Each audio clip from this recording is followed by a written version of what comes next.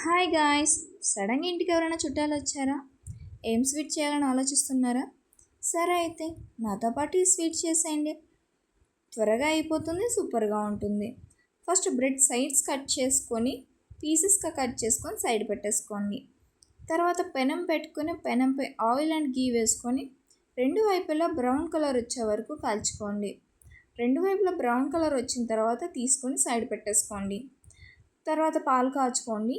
నేను 1/2 లీటర్ పాలకు 1/2 cup sugar వేసుకుంటున్నాను. పాలు మరిగేటప్పటికి ఒక కప్లోకి నార్మల్ పాలు తీసుకొని కస్టర్డ్ పౌడర్ వేసుకొని ఉండలు లేకుండా కలుపుకోండి. ఉండలు ఉంటే బాగోదు, జాగ్రత్తగా ఉండలు లేకుండా కలుపుకోండి.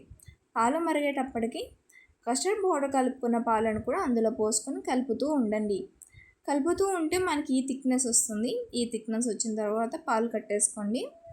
పాలు చల్లారి పెట్టుకోండి. పాలు చల్లారేలోపు మనం ఇందాక కాల్చుకున్న బ్రెడ్స్ అన్ని ఒక బౌల్లో వేసేసుకోండి. ఆ బ్రెడ్స్లోకి పాలు వేసుకొని పైన కాజు అండ్ బాదం వేసుకొని ఒక 20 to 30 minutes ఫ్రీజర్లో పెట్టుకోండి. తర్వాత తిని చూడండి, చల్లగా స్వీట్గా చాలా బాగుంటుంది. అసలే సమ్మర్ కదా, చాలా బాగుంటుంది.